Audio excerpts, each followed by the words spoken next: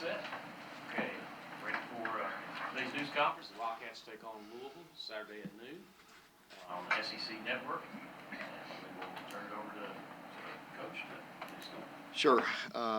As I mentioned, post-game at Texas, another difficult game.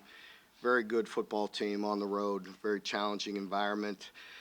They're, once again, very inconsistent. I thought we did some good things at times, but overall not good enough. Need to play a complete game against a team like that, and that didn't happen. So looking to get back on track here this week. Another big game, rivalry game. Be excited to be back home, senior day. So a lot going on, a lot to play for, and excited about this opportunity with Louisville. A team that's always very well coached. I think Jeff does a very good job. They're good on both sides of the ball. Ron English, their defensive coordinator, Jeff, Brian Brom, do a great job offensively. So we'll have our hands full and excited about this opportunity. After the way Cutter played the last 2 weeks, does he get to start this week? He does. He does get to start, yeah. What did you like about the way he responded to that difficult atmosphere? I thought he just handled himself very well. Once again, he thought he had a lot of poise in the pocket. I thought he distributed the football, had the vision to hit open receivers, the arm strength to get the ball down the field on a second play. You saw a lot of good things. Even the play that was called back for a hold, an all-out pressure. It gave some ground, threw it to an open area, completed a very difficult pass there. So I thought he did some really good things, and, he deserves the opportunity to get a start here this week.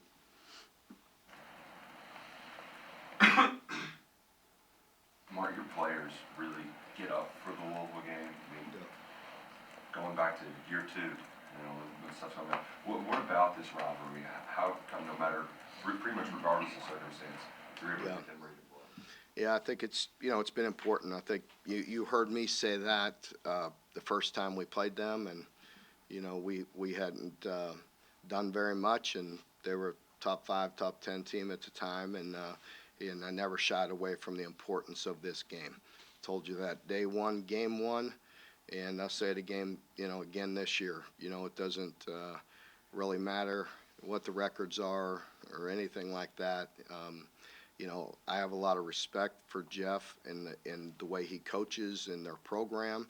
But it's important. It's important to our fan base. It's important to our players. It's important to me that we go play well. Mark, you did embrace this from the first game on. How quickly did you learn about, you knew rivalries being at Florida State, but yeah. At what point did you really get a feel for UK fans wanting this game in your first year? Yeah, it didn't take long. I think, early on, the minute I got here, I think I felt that, from the fan base. And, once you're in these rivalry games, you get a good feel for it right away. And certainly the intensity is there. It's important. So it didn't take me long. Mark, what have you seen from just their offense this year? 3,000-yard passer, 1,000-yard receiver, that back Brown will get 1,000-yard rusher. I guess that's the goal. Yeah, I think they, really have done a nice job, built around a quarterback with a ton of experience, and as I mentioned, I think Jeff and Brian both do a great job. Brian being the offense coordinator, of course, Jeff, I'm sure, heavily involved. They always do a good job. I think they have a very balanced offense. It starts, like any good offense, starts with some run game. They're committed to the zone scheme, but he mixes in enough gap scheme with counters and even a little two-back, influence to make sure you commit into the run game and mixing up the run game to set up the pass. And pass game, they're always very efficient. Can spread it around when they have to horizontally, but they also always are going to set up the deep shots with the run game. So you could count on them trying to push the ball down the field once again. talk about needing to fill holes in the portal over the next month. How do you evaluate last year's portal class, what went right, what didn't go right, and are there any lessons there? Yeah, I think you just learn from any situation, whether any type of recruiting, whether it's high school or portal or any situation like that. I think you always have to, just do the best you can, evaluate it, make sure, we get some problems fixed. Mark, in terms of the long-term future of the offensive line, are the pieces in place, young people that can be developed, or do you have to get back in the portal pretty aggressive? No, I think we have to get in the portal with some positions, but I feel good about the inside, pieces. We need some depth at center, and, obviously losing Eli is a big piece of it. It's been really steady for us. I think there's no mystery that we need some help at tackle. And, inside, I think with Jagger, Jalen, Abba, and Dylan are all guys that have played good football for us inside. I mean, we need to go get some help at tackle for sure. Where have you seen Cutter progress as this year has gone on? I mean, in practice and just in his preparation and that sort of thing? Yeah, I think just, right away, I think we saw a lot of talent, but, as I mentioned, I think it was last week's press conference, seeing him from his first game experience even to the next time he got that opportunity prior to Murray, just something, a little different, with his approach. He's always very serious. He wants to be great and is committed, with his time and all that. But, I think maybe, a little light or a switch went off that like there's a lot of little details that I talk about all the time with all players. And I feel like he's really tuned in. I think part of that is opportunity with us, right? It's hard to get QB1 reps. It's really important for that starting quarterback to get reps and to get enough reps. And that's the problem with when you go to quarterback 2, 3, or 4, I feel like there's good players on our team. I've said that before, even with Bo. It's just very difficult to get them the reps. And even in games, it's tough. So we've made it a conscious effort to get Cutter some reps the past couple weeks and get him time in practice, during that bye week to get him prepped and ready for it. And ever since the bye week, I think you've seen him go out there and execute at a higher level. After the game that he thought redshirting this year was really beneficial to him. How do you see that versus if you had just said he's the number 2 guy from week 1? And Yeah, I think we talked about that, even coming into it, with his recruitment and him being ready. I mean, if you just look at him, the way he's mentally grown, even physically, the weight that he's put on and things like that, and it doesn't take you guys long to see, how physical and how hard it is to play in this league. And I'm not sure there's a perfect way to do any of that. When a young man's ready, he's ready. This is his first start, and I feel like he's ready for that. And I'm excited for him. I'm excited for our team. Every time we talk to the team about Cutter, they visibly get excited speaking about him. What is it about him and maybe his personality or leadership that guys really want to rally behind him? Yeah, he's got that feel. He's got the moxie. He's the type of guy, he gets along with absolutely everybody on the team. He fits in with everybody. He's just got a very good personality that way. I think they know he's got that moxie or swagger or whatever you want to call it, that when he gets in there, he has a strong belief in himself, and he sees the field well as also. Especially for a freshman, he seems to be patient in the pocket, has good pocket moves. In your experience, is that something is that a learned skill, or is that something either you have it or you don't have it? I think it's fair to say a little bit of both on that. Definitely experience matters, in that internal clock. But as I mentioned the other day, in a tough environment against the top, 5 team in the country, on the road and all-out pressure, give a little ground and throw it to a space. I'm not sure TV does it justice. I don't know. I didn't see the TV copy, but, I look at it on film and you see the way he he had the awareness, the presence, he was calm, backed up, and threw it to an open space. It was pretty impressive play. And, there's many more like that in there. I'd like to see us give him a little bit more time so he can operate more efficiently. And the same goes for Brock. I always have to defend and stand up for Brock because I think the absolute world of him. He's given us everything he has. And we know we have some areas that need to be improved, and that falls on me. And I know, Bush gets a lot of heat, and, the offense and the quarterback and everybody, I understand that. And it's not just coach speak. I'll take that, and I'll also work to get it fixed. We're very excited to get it fixed and move forward. Saturday felt like one of those frustrating games for Barry on, where even on the big catch, there might have been more yards there and a couple other plays where he made the wrong cut the kickoff. Just how do you evaluate this season overall? The numbers have gone down again. Yeah, I think I think the frustration sets in with that, and I think again we all can do a better job of that of getting that balance of being very excited to play a game, but also play within ourselves and just operate within what we're all capable of doing, and that's something that I truly need to look at and reassess and make sure that we're prepared. I think our guys get very excited. You've always heard me talk about playing with an edge and an attitude, but it comes down to discipline, execution all the time. And so, I think we always need to be prepared and play and ready to play at a high level. It's just, how disciplined can we execute? And I think, that's not just on him. That's on everybody and myself and the whole group, that we just need to do a better job with that. Coach, to piggyback off that, obviously back to Cutter, first start, local kid playing arch rivals, first home game as well, first start. How do you guys kind of get him prepared? Obviously a lot will probably be going through his mind and his heart ahead of Saturday. Yeah, just the same way we've been prepping with him.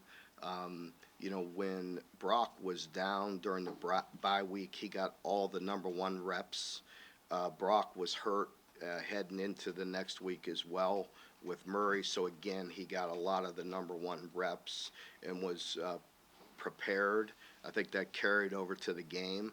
Last week, I said that Brock was starting, and he was, and he got probably 80% or more of the number one reps, but Cutter got all the twos, and was getting prepared, and that carried over.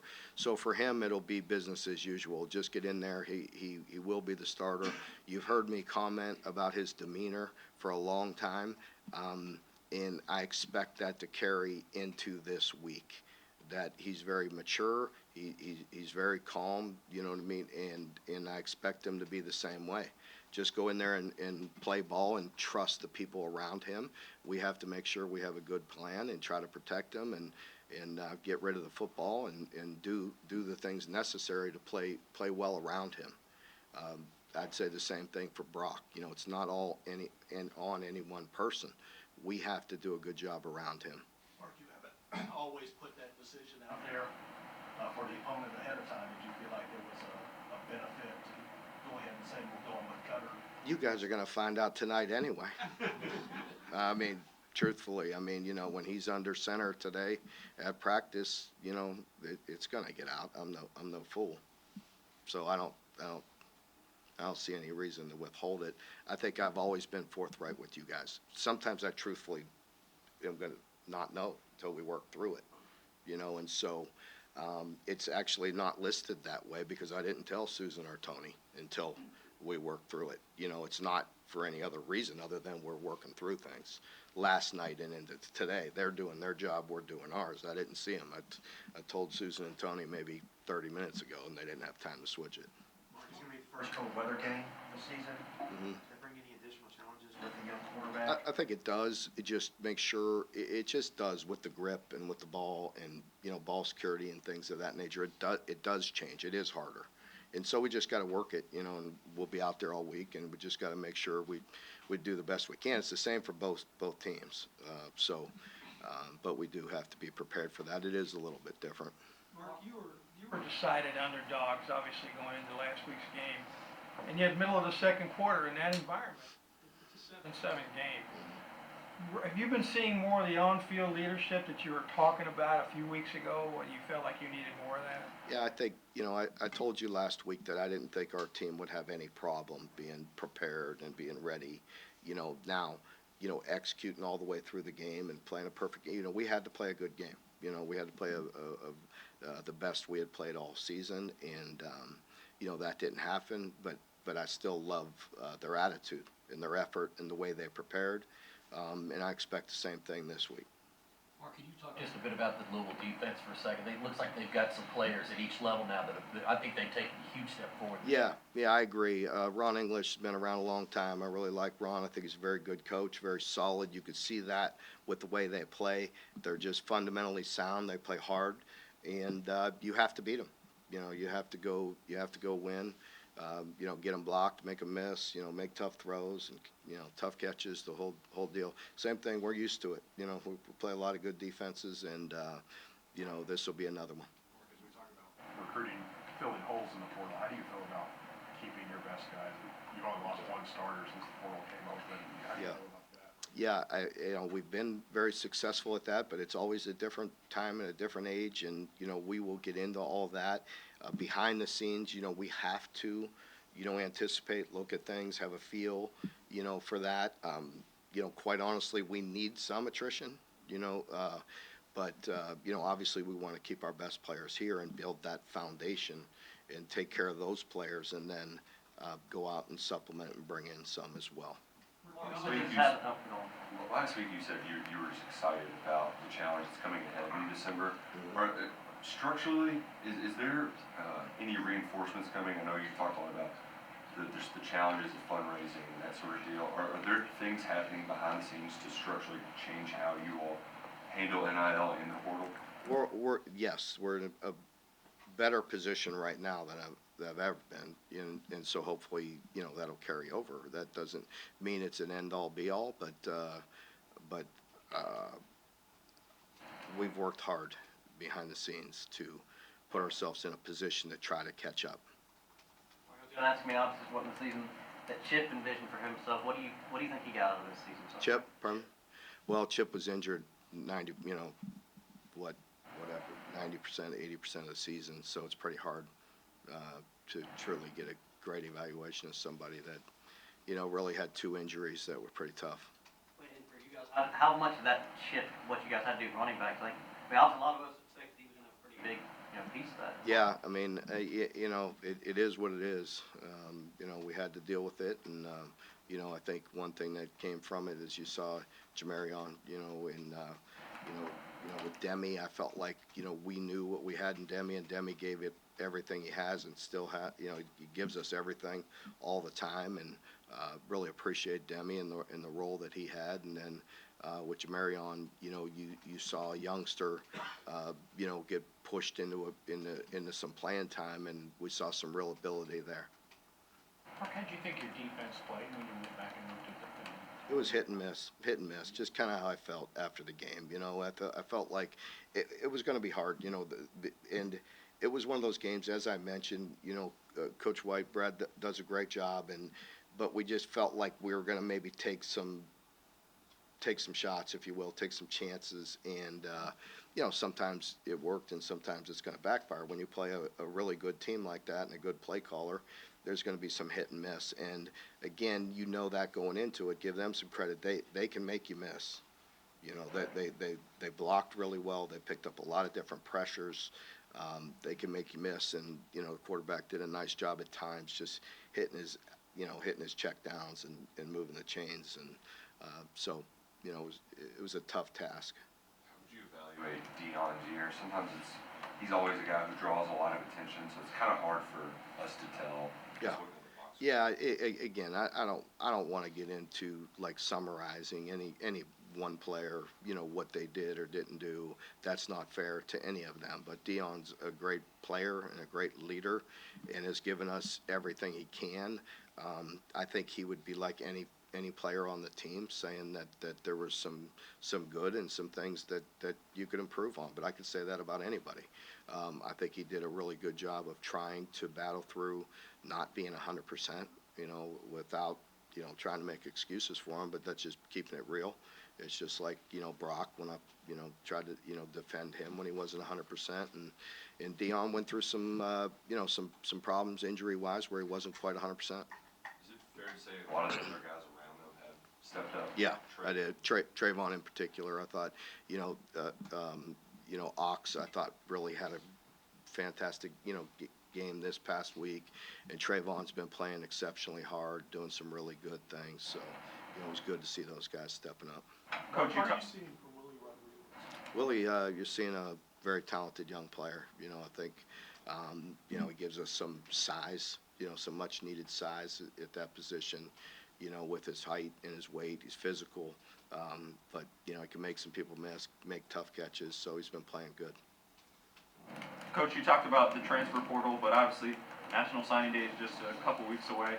How are you feeling about the high school class? Would you like to maybe add more people? And kind of your overall thoughts so far? The high school class is very good. We like the players that we have in there. It's different. It's a different time. Again, so we'll see whether we add a few more.